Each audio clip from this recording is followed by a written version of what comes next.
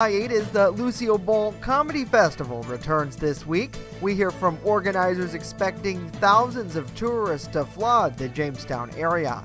And one of the largest investments in mental health in northern Chautauqua County is now fully operational. Plus, we're off to camp, a look at what Girl Scouts are up to at Randolph's Camp Timbercrest. Live and on demand, this is WNY News Now. Thank you for joining us for WNY News Now as we kick off a new month. I'm Justin Gould. Those stories and more are coming up, but first, a threat for severe thunderstorms loom in our area tonight. Chief Forecaster Dakota Hunter joining us now with a look at what's on tap. Dakota? Well, Justin, now the threat for severe thunderstorms through the afternoon is not going to be this afternoon. It's going to be later tonight and through this evening. So you can see the satellite and radar composite. We do have a few clouds moving on in, but it's going to be dry for the afternoon. Here is the Storm Prediction Center's severe weather outlook for today. They have clipped basically the western portion of Chautauqua County and Warren County and all of Erie and Crawford County, Pennsylvania, under a low-end marginal risk. That's a level 1 out of 5, and the overall threat for severe thunderstorms tonight is relatively low, but the main threats is mainly going to be damaging wind gusts, maybe some heavy rain, and a touch of large hail. So understand that is tonight, not this afternoon. It's going to be a fantastic day today, so get out and enjoy anything through the afternoon. 76 was the high yesterday, started the day at 60, near 100 on this date in 1917. 40 back in 1903 was the record low. So partly to mostly sunny through the afternoon, more humid. You will notice it. Late day showers and thunderstorms. We're talking the evening hours after sunset. 78 to 84 with a south to southwest wind. We will time out those thunderstorms plus the rest of the week with that Ultimate Satellite Solutions 7-day forecast later in the show. Justin. Alrighty, Dakota, we'll see you back in just a bit.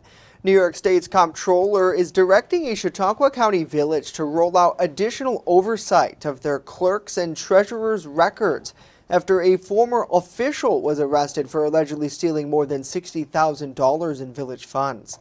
Back in February 2021, State Comptroller Thomas DiNapoli's office announced charges against 38-year-old Jennifer Jagger, who allegedly wrote the village checks to herself using forged signatures of officials and had village officials sign blank checks, which then she cashed.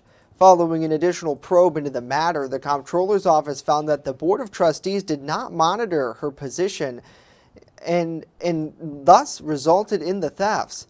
As a result, the village has agreed to take corrective action and roll out additional oversight and audits going forward. A 47-year-old is facing charges after allegedly threatening to hit a person with a baseball bat at a Chautauqua County residence. The Chautauqua County Sheriff's Office responded to a Griswold Road address near Cassadaga around 9:30 Sunday to investigate the alleged threat.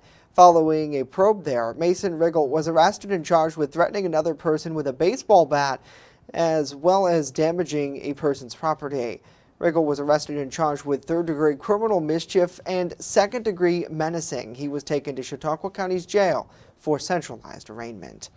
And after a 2-year hiatus, the Lucille Ball Comedy Festival returns this week, with organizers expecting thousands of tourists to flood the Jamestown area. Our Bronson Rasmussen joins us live in studio with what's ahead. Pretty exciting stuff, Bronson. Oh yeah, Justin. Historically, the 5-day comedy festival has welcomed 15,000 people to Jamestown from nearly every state. This year, the comedic event touts some pretty big names. My Korean name is Moran. Moran. That's my name. Teenagers are a piece of cake compared to old people. Oh, you're gonna stay in a 4-star hotel. I didn't know it was 4 out of 1,000. I was a little high, but it was medical. Ow! I just got an electric car. Sweet. It is sweet. It's in the shop now. We're having a gas engine put in it. Organizers believe that comedy is a necessity, especially now. Since we were last able to hold the festival, a lot's happened. We're all in need of laughter more than ever before. With more than 50 events planned, the 2022 Comedy Festival really does have something for everyone. We have over 50 events planned over the 5-day period of the festival. So as you can imagine, it's all hands on deck here as we wrap up some of the planning. We have live comedy, we have family entertainment, live music, wonderful food vendors coming, really something for everyone this year at the festival. In the end, planners say the sheer amount of comedic genius coming to Western New York this week is nothing short of astounding. It's just phenomenal, the caliber of talent that's going to be descending on Jamestown, New York, August 3rd through 7th. Now, both the National Comedy Center and the Lucy Desi Museum will have extended hours for the duration of the Comedy Festival, which officially kicks off on Wednesday and runs until Sunday. Yeah, certainly really good stuff there, and lots of people, too, coming to Jamestown for the first time since the pandemic, as you mentioned. I know you're talking with those organizers, Bronson, about the festival. Right now, what types of stuff do you know are they doing to try to get ready? I imagine probably a lot of coordination going on behind the scenes. They still have to set up just about everything from what I've heard. A lot of places are still trying to get ready for the talent to actually show up and try to get a number of how many people they expect to actually come in that night that performers are here. Right, yeah, which is good for what? Obviously big venues like Northwest Arena, physically setting up chairs to, local shops like Hotspot right across the street from us, now trying to get ready for that. Bronson, thanks so much for joining us today, and we'll continue to follow the festival throughout the week as well, and provide updates, and maybe even hear from a couple of the comics as well. 2 Jamestown firefighters have been promoted to battalion chief. The Jamestown Fire Department announced that firefighter Sean Schilling will now command the department's 3rd platoon, while Ryan Rouse will lead the department's 2nd platoon. Schilling first joined JFD back in 2008 after serving in the U.S. Air Force. Rouse, meanwhile, is a 15-year member of the firefighting agency. Both have served as lieutenants since 2016. One of the largest investments in mental health in northern Chautauqua County is now fully operational. The Chautauqua County Department of Mental Hygiene hosted tours of their new behavioral health clinic on Friday. That clinic, which is located at 60 Franklin Avenue in Dunkirk, has been in operation for a number of years, but recently moved to this new location. Staff at the facility offer a wide range of services, including counseling, group therapy, and peer support. Carrie Thoreau explains one of the goals of the clinic. Individuals, and we are able to go out into the community and provide support to individuals where they're at in their homes, and we link individuals to resources in the community as well as here at the clinic or wherever they decide to access care. That behavioral health clinic is open Monday through Friday to anyone in the community who might need support. For more info, check out the Department of Mental Hygiene's website at chqgov.com/mental hygiene. As we continue the latest efforts to combat monkeypox here in New York State, and later the Cattaraugus County Fair officially kicking off. A look at what's ahead this week there in Little Valley. Stay with us. WNY News Now will be back right after this.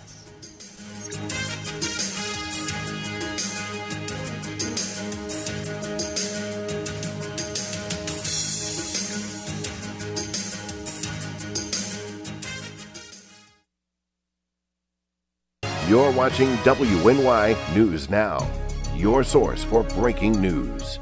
EagleZip.com is your local one-stop shop for all of your home and business computer needs. Located on Fluvan Avenue Extension, just outside of Jamestown, EagleZip.com sells and services all brands of desktops and laptops, as well as servers and network equipment for your business. All new computer sales include transferring your data from your old computer plus a 2-year warranty. Call EagleZip.com today. Stop by EagleZip.com today and let us make computers easy for you.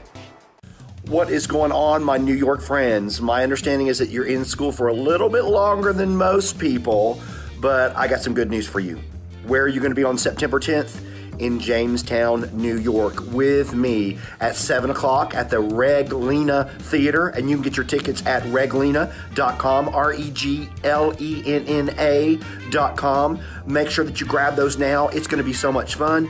Jamestown, New York, September 10th. Come and have fun with me. When severe weather breaks, one team has you covered, tracking the storms as they happen. Catch your First Defense forecast daily on WNY News Now. Stay fire safe this summer. Only use grills outdoors, away from siding and deck railings. Clean grills often and remove grease or fat buildup.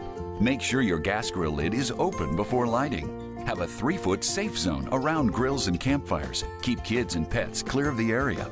Dispose of coals after they cool in a metal can. Never leave grills, fire pits, and patio torches unattended. Learn more at usfa.fema.gov. Brought to you by the Chautauqua Safety Village and the Jamestown Fire Department. With coverage that matters, this is WNY News Now. Cleveland Browns quarterback Deshaun Watson will be suspended for 6 games for violating the NFL's personal conduct policy. This is according to sources familiar with the decision handed down by disciplinary officials today. Watson was accused of sexual misconduct and sued in civil court by more than 20 women who were hired to massage him while he was a member of the Houston Texans. He has since settled 23 of the 24 lawsuits. The NFL has 3 days to approve or appeal of today's ruling. The National Football League Players Association and Watson said a joint statement on Sunday that they will stand by this decision. Watson has denied any wrongdoing. And the governor of New York has declared a state disaster emergency over monkeypox. Governor Kathy Hochul announced that via Twitter on Friday. She said the emergency declaration would lead to swifter responses and better vaccination distribution. Hochul indicated New York is emerging the center of this virus, which manifests in symptoms of rashes and lesions across the body, extremities, and genitals. The virus spread through sexual contact and can develop flu-like symptoms. Its initial impacts last as long as 4 weeks. Well, the person or people who won $1 billion in the lottery Friday have yet to step forward. The winning ticket was purchased at this Speedway gas station in Illinois, about 20 miles northwest of Chicago. The Mega Millions jackpot has climbed to $1.34 billion at the time of the drawing. In Illinois, winner of the more than $250,000 can stay anonymous. But so far, no one has tried to cash in. That's according to a spokesperson for the Illinois Lottery. The ticket holder still has plenty of time. They have up to a year from the time of the drawing to claim that life-changing prize. Well, over the next few days, hundreds of law enforcement officers will visit our region as the city of Erie, PA is hosting the Pennsylvania Fraternal Order of Police Convention for the first time since the early 80s. Registration began yesterday, so already representatives from 100 lodges across the state of PA have been checking into hotels, enjoying local restaurants and recreation, and even some of them getting out on Lake Erie too. About 500 FOP members will be in Erie, along with their guests. They represent state and local police, fish and boat commission officers, plus probation and parole officers. The convention opens today at 9 at the Bayfront Convention Center with a memorial service for fallen officers. Then FOP union members will join in special education seminars and committee meetings on all the issues facing law enforcement today. A little bit closer to home, the Cattaraugus County Fair in Little Valley kicked off yesterday with a week full of family-friendly fun on tap. Our Julia Gress has a look ahead at the week's events. The fair is a staple of family-friendly entertainment with a low admission fee of only $12 that provides access to 3 to 4 shows daily, livestock, and over 100 vendors to visit. We're a pay-one-price fair, which means that when you pay the one price at the gate, that includes your unlimited Powers and Thomas Midway rides. The free show on Tuesday night is the Hotel California, which is a Eagles tribute band. On Sunday night, we start out with a rodeo. Monday night, a demolition derby. Concerts on Wednesday and Thursday. Walker Hayes on Wednesday night, Travis Tritt on Thursday. Motorsport weekend begins Friday with a monster truck rally that continues to Saturday, as well as a big rig truck pull that concludes the fair. We have a seal show. We have Swifty Swine Racing Pigs. We have exhibits galore, animals and all the domestics entries will be coming in pretty quick in a couple of days for setup.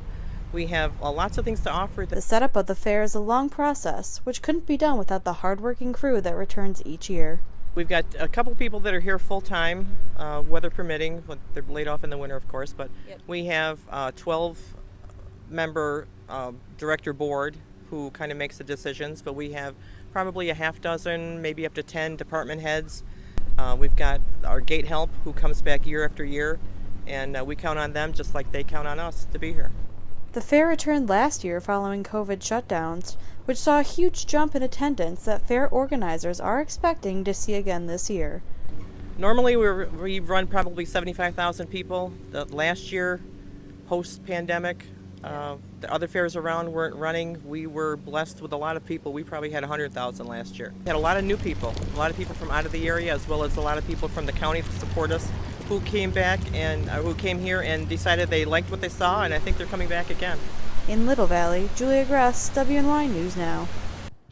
Alrighty, Julia, thank you. Looks like a lot of fun there in Cattaraugus County. Well, coming up, a look at the new rules now cracking down on some salmonella at local restaurants. And later, an inside look at the Girl Scouts going back to camp at full capacity for the first time in 2 years. We check in with a local camp about that. But first, when we return, a full look at our weather forecast.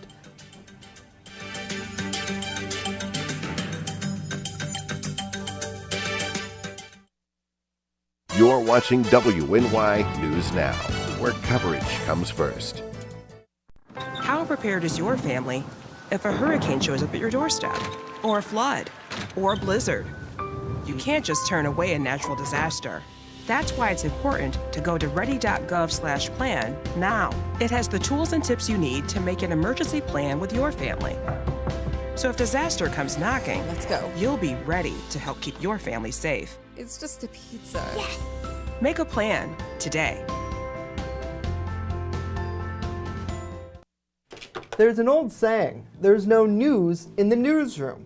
Well, it's true. The time I spend at the anchor desk is just part of my day. Most of our time is spent gathering stories in the community, stories that matter to you. We can't do it alone, and we need your help. When you see breaking news or have a news tip we should know about, drop us a line on Facebook today, email our news desk, or call our newsroom at 488-7226 so we can bring those stories straight back to you. Right here, baby. Look. Uma. Noah. Something more than a birthday is happening here. Once you can see it, you can help. The sooner you recognize the signs of autism, the sooner you can make a lifetime of difference for your child. Start by answering a few simple questions at screenforautism.org. You're watching WNY News Now, your source for breaking news. Fast, accurate, and everyday. First Defense Weather. Well, welcome back, everybody. This is a live look from the Findlay Lake Skycam, and you can see we call this mostly cloudy skies out there right now, but we are going to see some sunshine through the afternoon hours. Happy August, everybody. We are finally out of July, which July is the hottest month of the year across basically all of the country, not just us here locally. But throughout the month of July, we've been talking about how we were running below average for rainfall for the season. This is just for July. We had 3.67 inches worth of rain. That's actually a deficit of over 3/4 of an inch, which isn't too bad for the month of July. So it ranks as the 40th driest on record. So not too bad in terms of the rainfall department last month. If you want to get out on Lake Erie today, as we mentioned, the rain is going to hold off until the evening hours tonight. So great afternoon. 73 and 75s the water temperatures. Southwest wind 10 to 20 knots with wave heights 2 feet or less. Fantastic day to get out there. We're at 73 right now as of noon hour here in town. 74 Warren, 72 Sheffield, 75 in Randolph, 70 in Olean. That's the cool spot. 77 in Fredonia. But the humidity is up today. Here are the current dew point numbers. 62 in Jamestown, 65 in Warren. It's steamy in Tiddy Ute, 67, 66 in Fredonia, and the dew point temperatures are going to remain up through today. So you are going to feel that stickiness in the atmosphere. As we mentioned, we do have a threat for at least some stronger thunderstorms this evening and through the nighttime hours. The timing is about 7 o'clock this evening. That'll be for Erie County, Pennsylvania, moving east and northeast.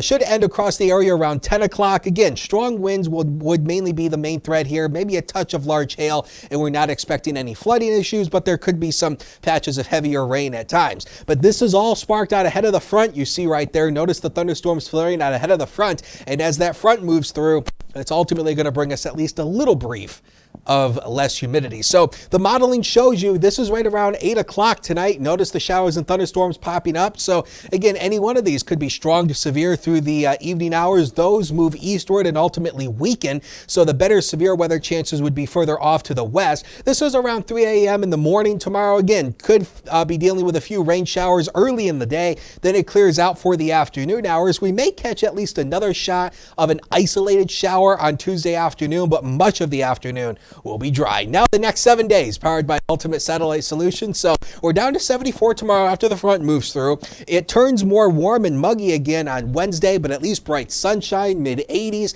Better chance for showers and thunderstorms Thursday, 84, 79 on Friday. The weekend, Saturday, looking like the better of the 2 days with a chance for an isolated shower or storm, Justin, on Sunday. All righty, Dakota, thank you very much. Well, around the nation now, the federal government has announced proposed new regulations that would force food processors to reduce the amount of salmonella bacteria found in some raw chicken products or risk being shut down. The proposed U.S. Department of Agriculture rules would declare salmonella an alternate, a contaminant that can cause foodborne illnesses in breaded and stuffed raw chicken products. That includes many of the frozen foods found in grocery stores, including chicken cordon bleu and other products that appear to be cooked thoroughly but are only heat treated to set the batter or breading process. The agency first notified producers of the proposed changes back on Friday.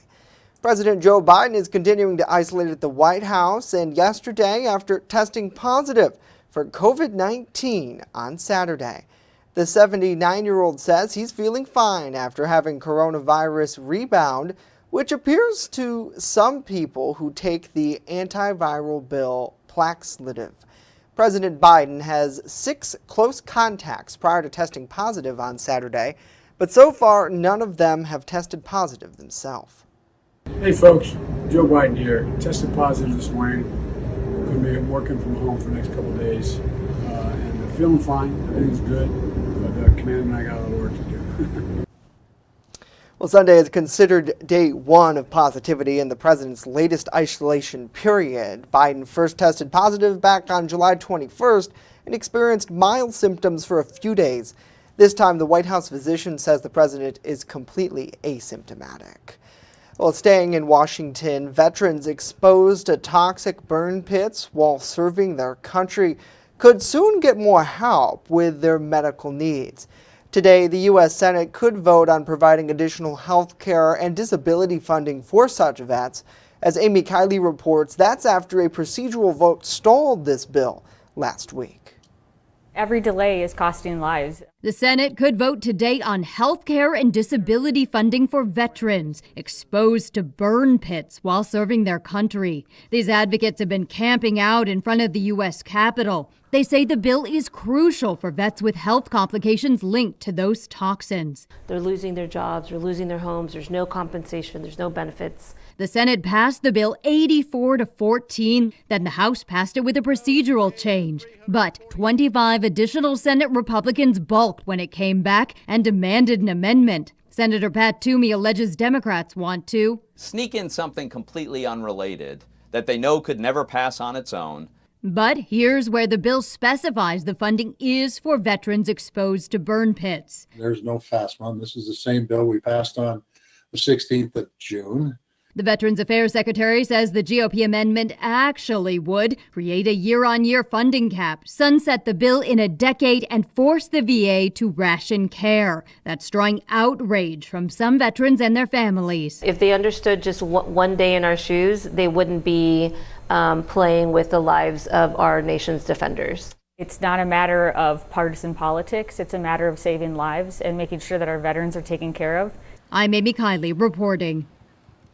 Amy, thanks. Next, we're off to camp. A look at what Girl Scouts are up to at Randolph's Camp Timbercrest.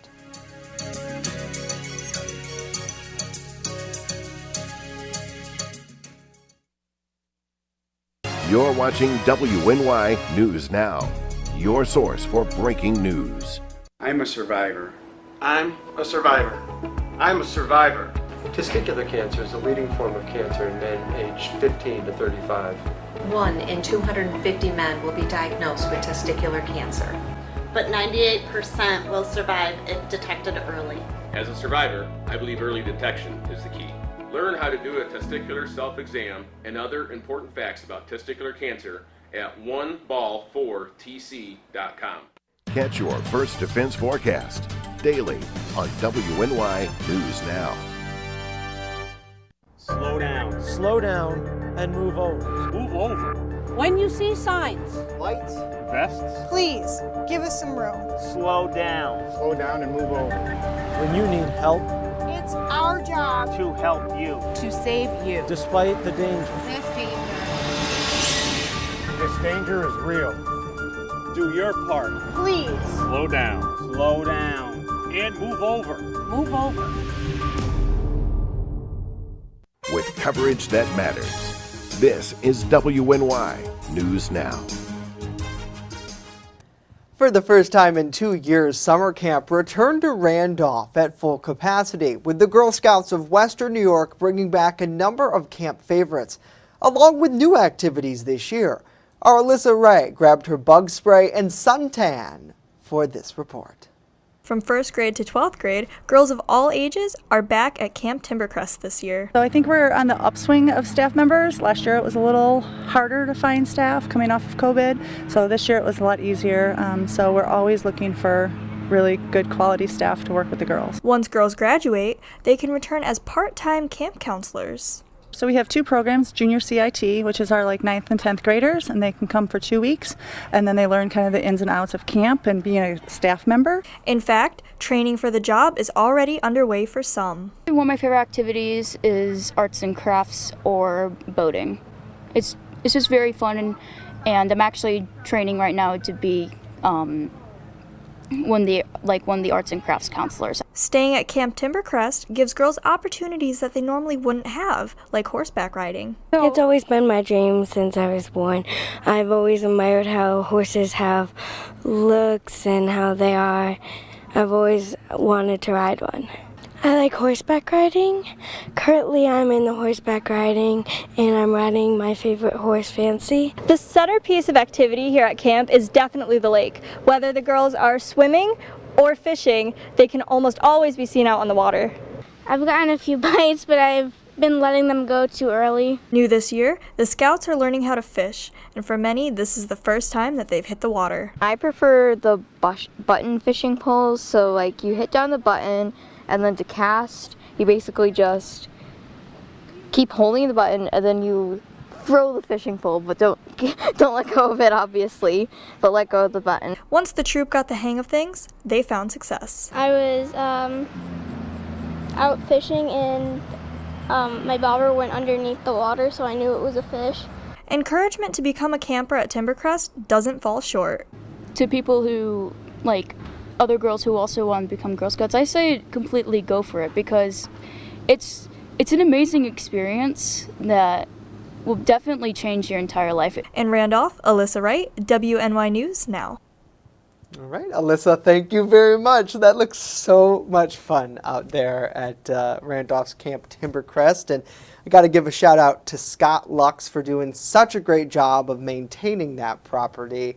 I do have a connection to Scott. In full disclosure, he's my fiance's dad. So he really does an excellent job. And Dakota, they've had pretty nice weather for it too in the last couple of days. You know, there are always, you have that rainy day at camp where you go inside and you make some popcorn or something. I went to a summer day camp at the Lakewood Y. Yeah. So it wasn't like a stayover thing. It was during the day, but it was fun until I got kicked out. Oh. Well, that'll be We're not going to share that story because that's a long story. Were you biting people again, Dakota? No, I'm just kidding. I plead the fifth, folks.